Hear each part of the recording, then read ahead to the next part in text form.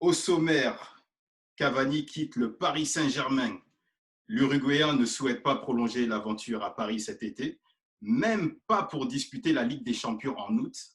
Celui qu'on surnomme le Matador est arrivé au PSG à l'été 2013 en provenance de Naples en échange d'une soixantaine de millions d'euros.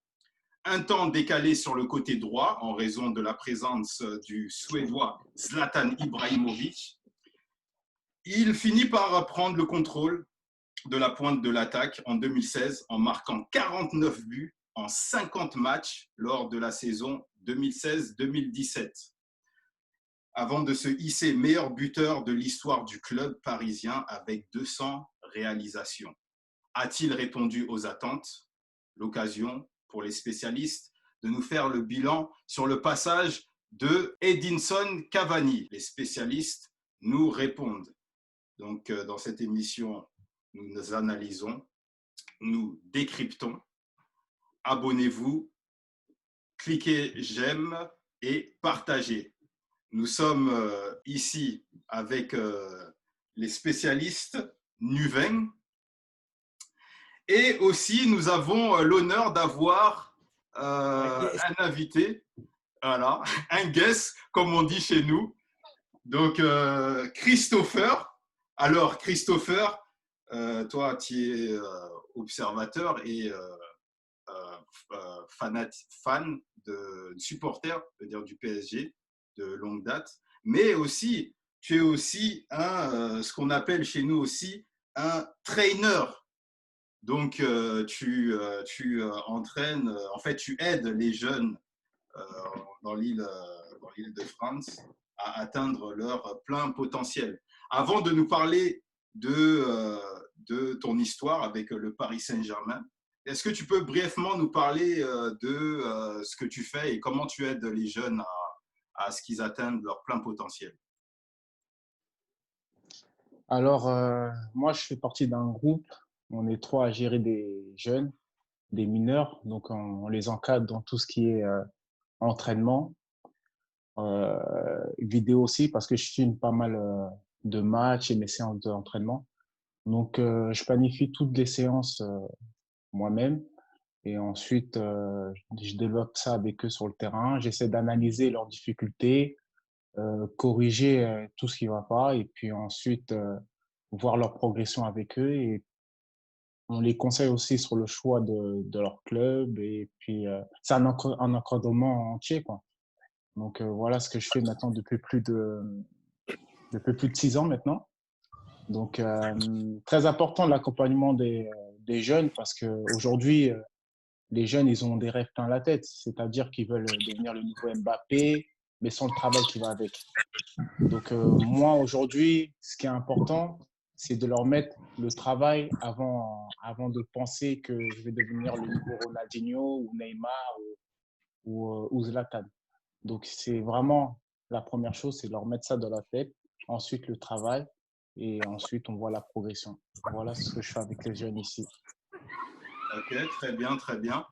Et maintenant, cette histoire avec le Paris Saint-Germain, dis-nous un peu, en une minute, comment est-ce que ça a commencé?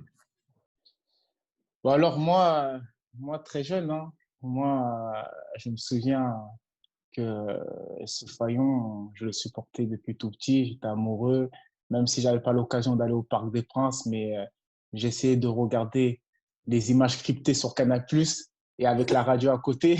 Donc, j'ai pas eu la chance d'avoir Canal+, mais dès que j'avais l'occasion de voir un match chez un ami ou téléfoot, voilà, c'est comme ça que je suis tombé amoureux du PSG.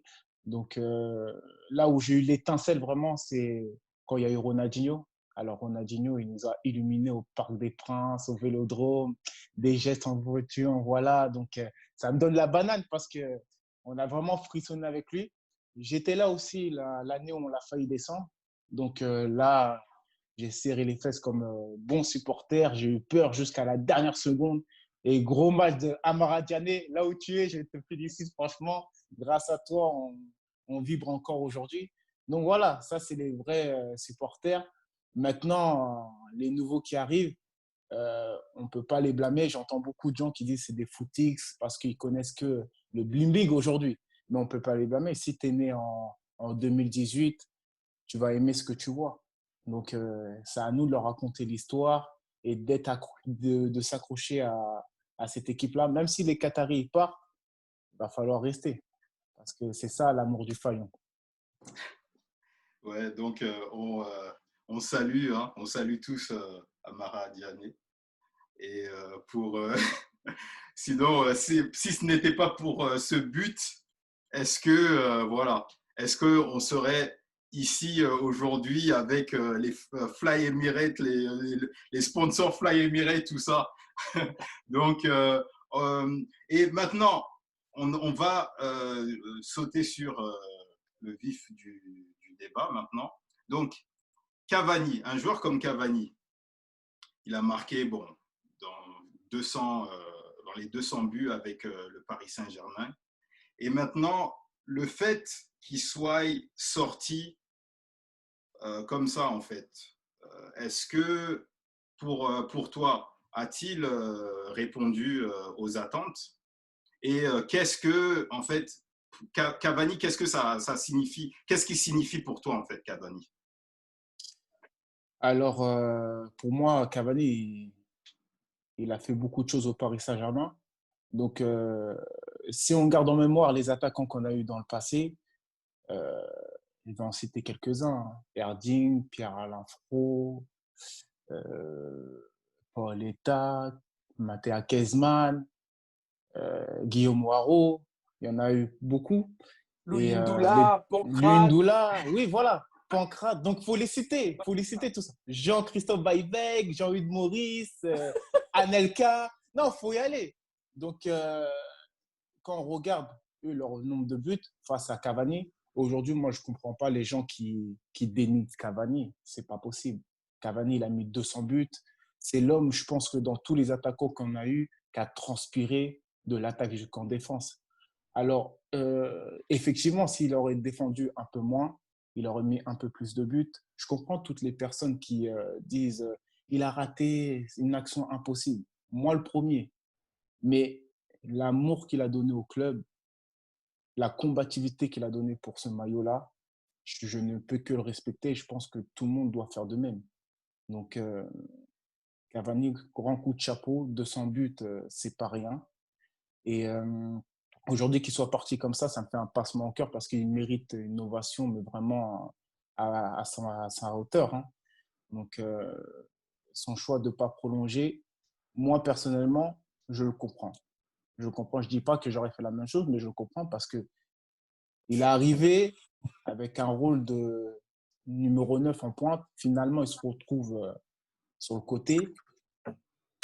Une fois que Zlatan y part, on le fait encore baver avec Neymar et Mbappé qui jouent à la baballe entre eux, ne veulent pas lui faire des ballons. Donc, il a fermé sa bouche, il s'est battu et il a prouvé quand même. Donc, tout ça, je le dis chapeau, il est allé jusqu'au bout de son contrat. Donc, voilà, il a rien à prouver pour moi.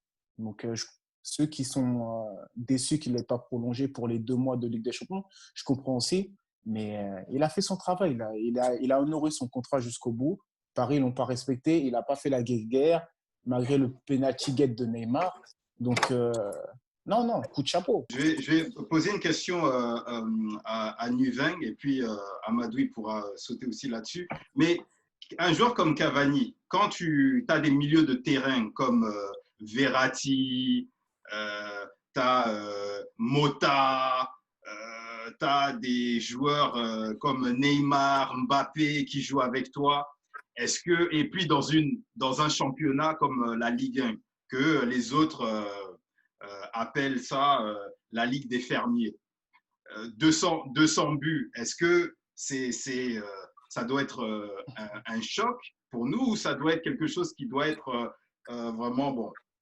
Ça ne doit pas être anodin, ça ne doit pas être un choc. 200 buts pour Cavani. Même on peut dire, on peut critiquer la Ligue 1. 200 buts, c'est 200 buts. C'est un chiffre extraordinaire. Premier buteur du club. Comme a dit Christopher, comme tu l'as dit, il est arrivé pour jouer numéro 9. On a pris Zlatan. Zlatan a joué numéro 9. Il a joué sur un côté. Et en plus, lui, c'est pas trop son concept de jeu sur un côté, c'est pas un ailier. Il a quand même mis sa vingtaine, 25 buts par saison.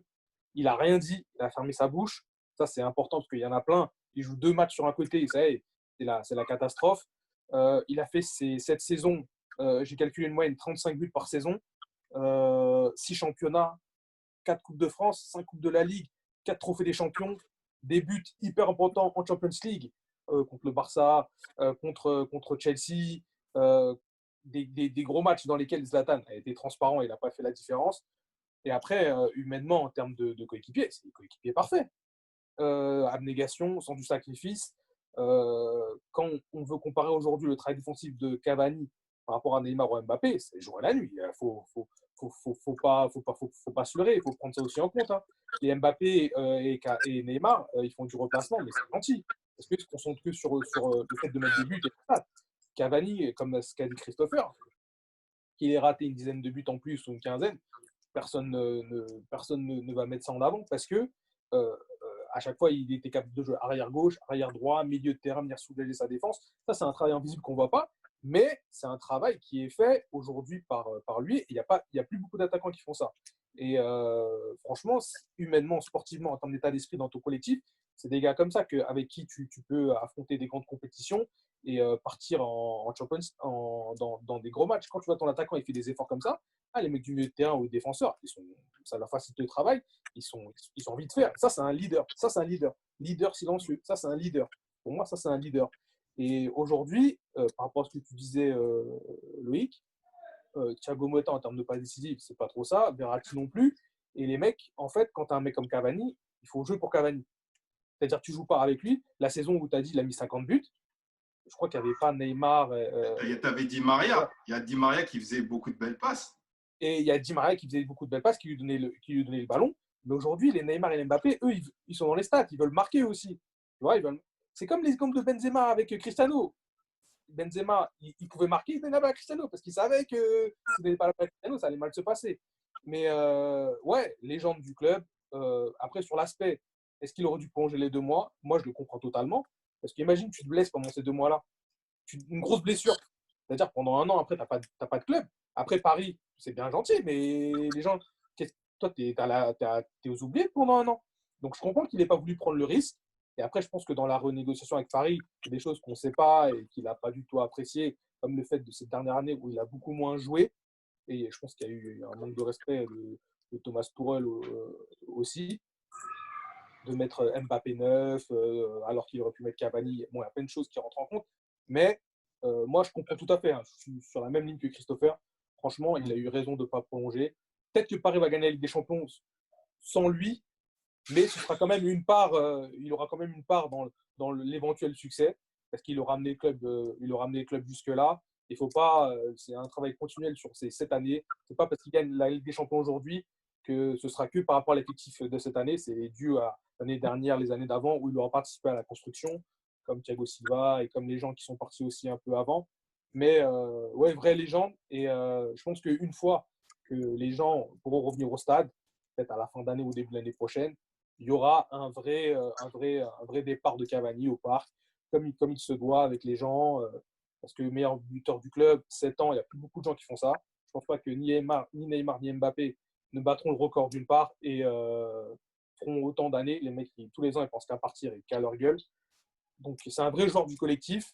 Je pense que c'est une vraie perte parce que moi, Icardi, c'est un profil qui est différent. Et Icardi, il n'a pas besoin de toucher beaucoup de ballons. Hein. Dans un match, il va toucher 15 ballons. Il va marquer, ça va lui convenir. Il fait moins d'efforts défensifs que Cavani. Mais bon, après, c'est un pari sur la jeunesse. Hein.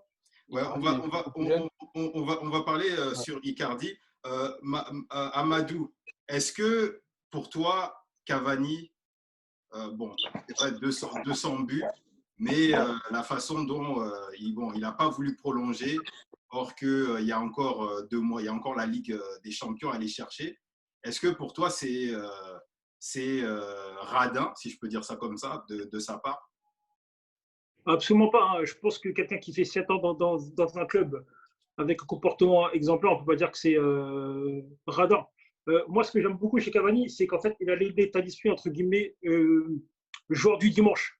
Quand je parle de joueur du dimanche, c'est le mec qui est là, qui peu importe où on le met sur le terrain, il est content d'être là, il est content d'aider le collectif. Il est venu à la base pour jouer neuf, à la base quand il est arrivé, parce que ça, faut pas oublier ça. Et en fait, le fait que Zlatan était là, ça a dû le décaler à gauche, quoi, tu vois. Donc ça n'a pas fait plaisir, mais malgré ça, il a continué à travailler, en fait. C'est-à-dire qu'en fait, sur le terrain, on n'a pas vu sa frustration. C'est-à-dire qu'il a exprimé un moment de donner, mais en fait, c'est-à-dire qu'il a toujours respecté le terrain, en fait. Après, quand Zlatan est parti, je pense qu'il a explosé l'année où Emery est arrivé. Il était installé en tant que numéro 9. Ils ont même fait, je pense que, pour moi, c'est peut-être la meilleure équipe que Paris ait eue pendant cette année. C'est quand il y avait justement, quand Zlatan était parti. C'est le fameux 4-0 qu'ils ont mis au Barça au match aller et qui sont écroulés au retour. Voilà. Mais en fait, quand on parle du match au retour, on sait que c'était une faillite mentale et collective. Mais Cavani, sur ce match-là, c'était le seul qui était capable de se regarder dans une glace à la fin du match parce qu'il a fait le taf et tout, mais il ne peut pas tout faire à un moment donné. Après, quand c'est encore une fois, Neymar est arrivé, on a commencé à lui mettre des bâtons dans les roues. Il ne faut pas oublier l'histoire du penalty, etc. L'histoire de on ne lui fait pas de passe, etc. Et tout. Donc, malgré ça, il n'a rien dit, il a continué à travailler. Aujourd'hui, je pense que ce qui est arrivé avec le coronavirus, ce n'est pas de la faute de Cavani. Donc moi, je pense que voilà, il a fait son travail, il a fait de manière exemplaire. Voilà, il a été adoré des supporters. Moi, je sais que c'est un joueur que j'aime beaucoup. Comme tu l'as dit, Christopher, voilà, on a eu beaucoup d'attaquants. On n'a pas eu beaucoup d'attaquants qui se sont investis comme Cavani. On a même eu des attaquants comme parce qu'on parle de Ibrahimovic, hein. Mais il ne faut pas oublier qu'Ibrahimovic, il a quand même chié sur le club quand même. Tu vois ce que je veux dire? Donc il était là. Il faisait le boulot, mais il faisait comprendre que le club il n'avait rien à foutre. C'est-à-dire que quand une personne te dit le club n'avait rien avant moi, c'est quand même un manque de respect. Je pense que ça n'a jamais été le cas de Cavani. Je pense qu'on peut tout simplement respecter son choix. Et voilà, le fait de comprendre qu'il n'ait pas prolongé son contrat de 2 mois pour jouer la Ligue des Champions. Surtout que qui dit que ce n'est pas les autres clubs qui ont mis une sorte de clause. Parce que tu ne peux pas en même temps jouer la Ligue des Champions jusqu'au mois d'août et ensuite enchaîner derrière, c'est compliqué. Donc, je pense que voilà, en plus, il a une trentaine d'années. Voilà, donc je pense que voilà, moi je pense qu'on peut que féliciter Cavani et surtout remercier pour ce qu'il a apporté au club. Christopher, donc est-ce que c'est une erreur que Leonardo a faite de miser plus sur Icardi que de conserver Cavani? Alors, si on parle sur le point financier, c'est vrai que pour le prix affiché Icardi, on ne trouve pas d'attaquant à ce prix-là. Par sa performance, par sa jeunesse, 30 matchs, 20 buts, c'est exceptionnel. Donc, ce côté-là, on va dire, ils ont bien fait. Mais après, dans le comportement de Cavani, je pense Paris, ce n'est pas l'argent qui leur manque. Donc, le prolonger de 2-3 ans et lui donner ce qu'il fallait en accompagnant Icardi en même temps, je pense qu'il aura accepté. La preuve, il était sur le banc. Pour moi, je l'ai vécu comme une humiliation pour lui, hein. Donc, avec tout ce qu'il a fait pour le PSG, se retrouver sur le banc, voir un jeune joueur arriver, Tourelle ne lui donne pas d'explication. C'est vraiment ingrat. Mais il est resté sur le banc, il ne parlait pas, il a attendu son heure, il a battu son record et voilà. Donc, pour moi, c'est une erreur. En plus, pour ajouter à ce que tu dis, c'est qu'en fait, le problème, ce n'est pas le fait que Cavani ne prolonge pas. C'est qu'on ne lui a pas proposé de prolongation avant. Voilà, ouais. C'est ça le souci. Et en plus, ça, pourquoi ils ne l'ont pas fait? Parce que, entre guillemets, ils avaient peur, entre guillemets, que Cavani fasse la saison de trop. Donc, voilà. Donc, c'est-à-dire que quand tu as peur que un joueur fasse la saison de trop, entre guillemets, ça veut dire que tu n'as pas confiance. Et je pense que la confiance, ils auraient dû lui faire confiance parce que vu ce qu'il a démontré sur le terrain, ils auraient dû lui faire confiance. Et je pense que lui, il l'a vécu comme un manque de confiance. Donc, oui, mais si eux, ils ne comptent pas sur moi, bah, je me barre dans ce cas-là, tu vois. Oui, mais est-ce que quand tu retiens un joueur, parce que Christopher, tu es un traîneur, toi aussi, Amadou aussi, tu es un traîneur, mais tu retiens un joueur pour ce qu'il va apporter ou pour ce qu'il a apporté auparavant? C'est plus pour ce qu'il va apporter, non? Alors, non, mais alors pour ce qu'il a. Alors, pour déjà Cavani, pour ce qu'il a apporté, ce qu'il apporte et ce qu'il va apporter. Parce que là, aujourd'hui, honnêtement, pour moi, Cavani fait partie du top 10 européen. Parce qu'après, le passé, c'est le passé. Non, mais c'est pas Regarde passé, vers l'avenir. Non. Encore une fois, il a gagné sa place, encore une fois, alors qu'il revenait de blessure. Donc pourquoi? Parce qu'il a été performant sur le terrain. Tu vois ce que je veux dire? Donc, malgré ce qui arrive, aujourd'hui, Cavani, c'est un joueur performant. Aujourd'hui, Cavani fait le bonheur de n'importe quel club. Donc, je pense que c'est une erreur, c'est même une faute professionnelle pour moi de ne pas l'avoir prolongé. Après, ce n'est que mon avis. Tu as totalement raison, Amadou, hein. Là, ces histoires de c'est le passé. Au bout d'un moment, on reproche à Paris de ne pas avoir d'histoire. Cavani fait partie de l'histoire. C'est-à-dire qu'un nouveau joueur, quand il arrive au PSG, il va respecter Cavani parce qu'il voit sur le terrain tout ce qu'il fait, l'acharnement qu'il donne, les frissons qu'il donne aux supporters. Maintenant, il n'est plus là. Comme Matuidi, hein. Matuidi, c'est une erreur. C'est les deux guerriers, je mets lui, Cavani, Matuidi et Marquinhos. Là, c'est Marquinhos, c'est pas. Là, vraiment, il n'y a plus d'âme dans cette équipe. Il n'y a plus d'âme. Et tu as besoin de ces gens-là. Au bout d'un moment, si tu veux gagner la Ligue des Champions, tu as besoin de meneurs, des leaders, des gens qui vont. Allez, les gars, on se retrousse les branches et on y va. Mais là, si tu regardes que les beaux joueurs, Neymar, rappelez-vous, hein, au Vélodrome. Vous savez très bien, Marseille, c'est vraiment particulier pour les supporters parisiens. Au Vélodrome, Neymar, il fait ses chichis. Il n'arrive pas à tenir ses nerfs. Il prend un rouge, il sort. On perd 2-1. Cavani prend le ballon, dernière minute, pose le ballon, coup franc, il la met. Mais ça, c'est quelque chose de fort. La personne qui t'a mis 225 millions n'arrive pas à te faire sortir d'un traquenard comme ça. Lui, Cavani, la personne qui se bat comme prêt à mourir, c'est lui qui nous sort de là. C'est là que je te dis, on a besoin des gens comme ça. Et donc, c'est grave, très grave qu'ils ne l'ont pas conservé. Après, je vais rajouter un dernier truc, Loïc. Il y a un truc que je ne sais pas si que vous oubliez ou que vous ne prenez pas en compte, c'est que depuis que les Qataris sont arrivés, ils ont construit l'effectif et ça fait 5-6 ans où tu as la même base de joueurs, c'est-à-dire que tu as le même noyau. Tu as Marquinhos, Thiago Silva, tu as Verratti, tu as Cavani, tu as une base qui est importante. D'accord, Kurzawa, ça fait longtemps qu'ils sont là. Ces joueurs-là, ils ont vécu les traumatismes. Barcelone, Manchester. Et pour avancer, soit tu vires tout le monde et tu reconstruis une nouvelle équipe, mais financièrement, c'est compliqué. Soit au fur et à mesure, tu fais partir les joueurs, ils t'en remplacent. Et je pense que Leonardo, pourquoi il est revenu, Nasser lui a dit on a un problème, on ne gagne pas la Ligue des Champions. Mentalement, je pense que ça va être compliqué avec cette équipe-là. Donc, il faut faire quelque chose. Donc, lui, son job, c'était les fins de contrat et de faire partir les gars et de créer une nouvelle dynamique. Et pour moi, c'était le meilleur. Leonardo, c'est le meilleur directeur sportif. Il y a pas, on voit sur les transferts qu'il fait. On anticipe bien les choses, il n'y a pas de problème. Et je ne pense pas qu'il y ait un manque de respect dans Thiago Silva ou dans Cavani. C'est juste que c'était la fin de l'histoire. Et voilà, c'est la fin de l'histoire. Et voilà, naturellement, tu vois, tu fais une fin de l'histoire. Bon, on aurait pu avoir une autre fin, mais coronavirus oblige. Ça c'est comme ça. Mais c'est comme ça que l'histoire devait se terminer. Et il y a eu aussi une notion de stratégie, de groupe, de renouvellement de groupe. Tu ne peux pas continuer de façon, de façon continuelle. Je ne dis pas, mais comme ça, avec les mêmes groupes. Et penser que ça va changer. Les mecs, ils sont trop pris mentalement pour pouvoir changer un truc. Ça fait 5 ans. Et aujourd'hui, ils ont passé un step avec Dortmund, là, les 8e. Et on va voir ce que ça donne. La coupure, elle est arrivée au mauvais moment. Mais je pense que Leonardo, il est arrivé à ce point-là. C'est-à-dire renouveler l'effectif et partir sur une nouvelle dynamique. Et je pense que c'est ça aussi qu'il faut prendre en compte. C'est dans la stratégie du club et du renouvellement de l'effectif. Voilà. Moi, je te rejoins. Excuse-moi, je te rejoins sur ce que tu dis.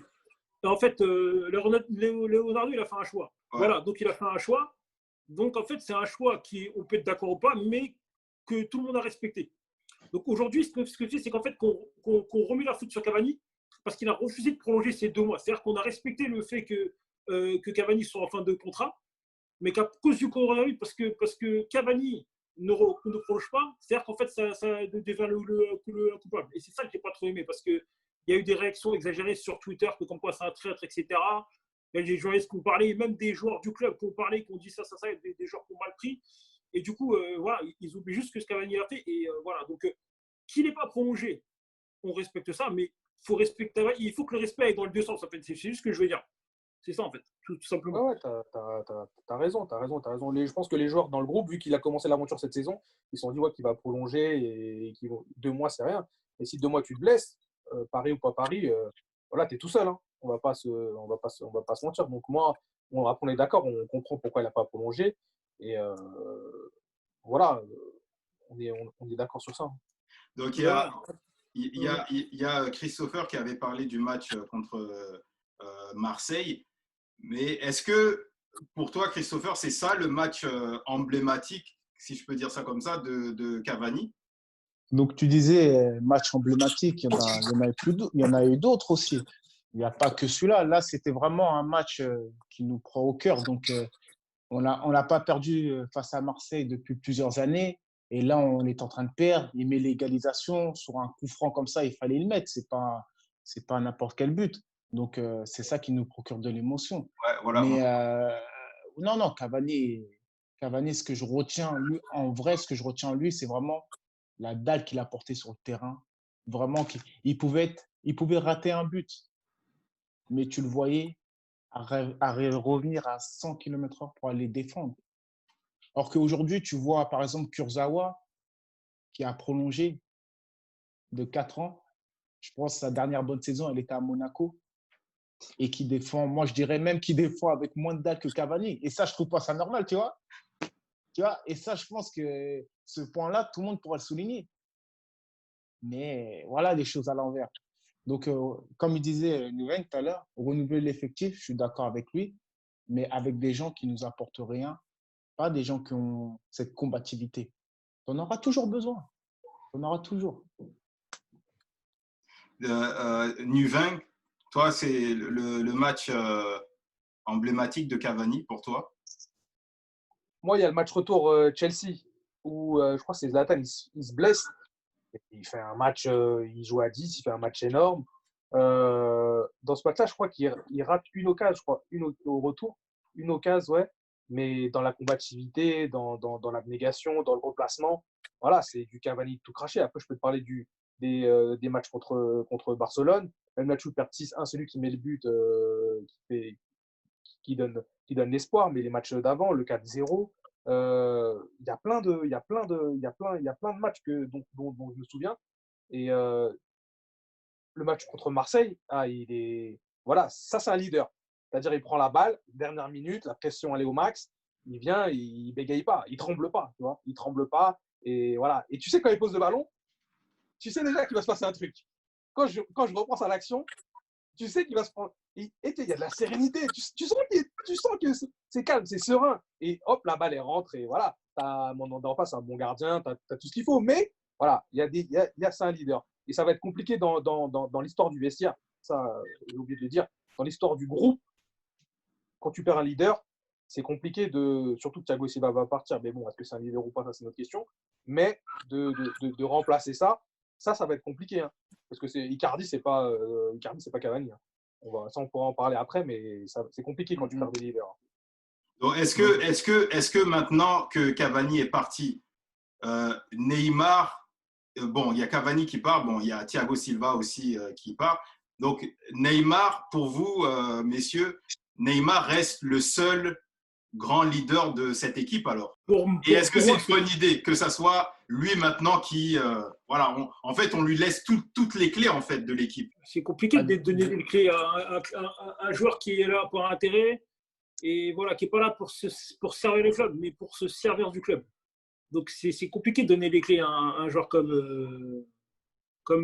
Neymar, parce que déjà là, il faudrait voir qu'est-ce qu'il veut, quelles sont ses intentions, est-ce qu'il est prêt à jouer pour le collectif, parce que ça n'a pas toujours été le cas, on a dû le recadrer. Donc, gérer un seul joueur comme Neymar, c'est très très dur dans un club. Hein. Donc, je ne sais pas. Bon, il a répété à plusieurs fois qu'il se sentait bien à Paris et qu'il voulait que Paris gagne la Ligue des Champions. Mais ça, c'est pour la com. Parce qu'en fait, il y a la com et ce qu'on voit. Et en fait, Cavani, déjà, c'est quelqu'un qui communiquait pas beaucoup. Mais en fait, pour moi, j'ai toujours dit que les actes parlent plus que les paroles. Et Cavani, dans ce qu'on voyait, il n'y a pas de souci. C'est-à-dire que à un moment donné, il se foutait de la gueule du monde, Neymar. Il fait oui, avec les supporters et tout. C'est comme avec ta copine, tu t'embrouilles, tu fais un câlin, c'est réglé. C'est pas comme ça. C'est pas comme ça que ça fonctionne. Tu vois ce que je veux dire? Donc lui, il est en mode, tu vois, pour lui, c'est un jeu, le PSG. Tu vois, c'est une manière d'attirer la lumière sur lui. Et c'est pour ça qu'il a quitté le Barça pour venir au PSG. Donc, ouais, donc c'est très, très dur de gérer un joueur comme lui. Mais par rapport à ce que tu dis, Loïc, le départ de ces deux cadres-là, ça va lui donner encore plus de responsabilités. Et je pense que quand tu as porté le brassard en équipe du Brésil, tu as fait la Coupe du Monde là-bas et tu as ramené la médaille olympique, c'est que tu as les couilles pour le faire à Paris. Et je pense que c'est une bonne chose parce que ça va lui donner encore plus de responsabilités. Après, moi, je ne suis pas d'accord avec Amadou ou avec Christopher sur le fait que peut-être qu'au début, il utilisait le club, l'image du club et tout. Je pense qu'aujourd'hui, il sait qu'il ne pourrait pas retourner à Barcelone parce que d'une part, l'histoire du procès et de deux, ils n'ont pas l'oseille pour, d'une part. Zizou au Real, il n'en veut pas, donc il ne va pas aller en Angleterre. Donc personne n'a l'oseille pour mettre 200 millions sur lui. Donc je pense que lui, maintenant, il sait qu'il va rester à Paris depuis l'année dernière. Il sait que voilà, il aime bien Paris. Voilà, il y a tout pour être bien à Paris. Je pense qu'il va rester, contrairement à Mbappé qui va pas tarder à partir l'année prochaine peut-être. Mais je pense que c'est bien de miser sur lui parce que dans les gros matchs, c'est pas Mbappé je pense qu'il va faire la diff et je pense qu'il n'est pas encore prêt psychologiquement. On l'a vu qu'on les matchs contre le Real, contre Dortmund au retour. Voilà, les clés du camion, on peut les donner à Neymar. Et voilà, point barre. Et il n'y a pas à chipoter dessus. Et quand il est là, on voit qu'il fait la diff. Hein. Les 2 dernières années, il n'était pas là. Sur les matchs clés, ils sont passés à la trappe. Il est revenu contre Dortmund, comme par hasard, et le mec, il marque, il passe. Donc, je pense qu'il n'y a pas d'hasard. Et vraiment, la coupure, elle est tombée mal. Hein, parce que psychologiquement, passer ce cap des huitièmes, c'est très important. Après, on va voir la suite, ce que ça donne. Mais ouais, je serais moins dur avec Neymar que Amadou. Est-ce que je sais qu'Amadou et Christopher, il y a l'aspect du cœur. Non, alors, je me suis mal exprimé peut-être. Alors, je vais refaire un truc. C'est-à-dire qu'en fait, la première année qu'il a faite, il était au PSG, mais sa tête n'était pas là. Je pense que les critiques lui ont fait du bien. Et le fait de savoir que les portes étaient fermées, c'était compliqué. Donc après, on en a parlé. Petite parenthèse, je l'ai même acheté sur MPG, m'a rendu beaucoup de services. Je ferme la parenthèse. et franchement, on sent qu'il y a comme une vraie remise en question. C'est vrai que sur ses performances, c'est-à-dire que dans ses courses et tout, on sentait que voilà, là, il commence, parce qu'au début, moi, ce que je reprochais aussi à Neymar, c'est de ne pas jouer avec Cavani. C'est-à-dire que Cavani, souvent, il était bien passé, il ne faisait pas de passe. Mbappé, pareil. Donc, ce qui fait, c'était encore plus compliqué. Ensuite, quand il a vu que c'était dans son intérêt de jouer pour le collectif, il a été bien meilleur. Il a fait la différence sur plusieurs matchs. Il était sur une dynamique de malade avant le Covid. Donc, c'est vrai que c'était dommage, c'est ça. Mais voilà, moi ce que je trouve dommage, c'est qu'il reste au PSG par défaut. J'aurais voulu que tu vois, et c'est ce qui fait qu'il y a cette petite cassure entre nous, les supporters, et Neymar. Mais c'est vrai qu'après, sur le terrain, on est tous d'accord pour dire que c'est un joueur de très haut niveau. Donc ça c'est même pas la question. C'est voilà, c'est que avec ce genre de joueur-là, on est beaucoup plus exigeant, on est beaucoup plus dur avec lui, et je pense que c'est tout à fait normal. Alors Christopher, on va te laisser répondre là-dessus. Maintenant, les clés sont tous données à Neymar en 1 minute. Alors, pour moi, déjà, les clés, il les avait déjà. Hein, parce que Cavani, ce n'était pas un leader. Dans le sens où on ne l'a pas vu haranguer ses gars, les gronder quand on ne lui passait pas le ballon. C'est ça, pour moi, un leader. Donc, ça ne changera rien pour Neymar. Maintenant, mais Neymar... tu venais de dire que quand il avait pris le ballon contre l'OM, c'est ça un leader. Non, comme je t'ai dit, non, ouais. il y a de ça. Mais vraiment, tu vois ce que Neymar faisait l'année passée, cette année, il va refaire exactement. Ce n'est pas parce qu'il y avait Cavani qui s'empêchait de faire certaines choses. Non, on ne va pas se mentir. s'il y aurait eu la différence pour que tu vois, s'il y aurait eu Zlatan là, je pense que le ballon, tu ne le passes pas une fois, la deuxième fois, il t'attrape dans les vestiaires. Hein. Tu vois? Donc, tu vois la différence entre Cavani, c'est là, et Zlatan. Donc, pour moi, ça changera. Il a eu, depuis qu'il est arrivé à Paris, Neymar, il a eu les clés du camion. Il a fait ce qu'il voulait. L'histoire du penalty, ça prouve. Euh, Cavani va dépasser le record de buts, mais tu ne lui donnes pas. Ça, c'est quel genre de crevard, ça? C'est pas possible. Tu vas marquer plusieurs buts encore. Maintenant, il n'a pas voulu. Donc, tu vois, là, un leader, il prend le ballon. Pousse-toi.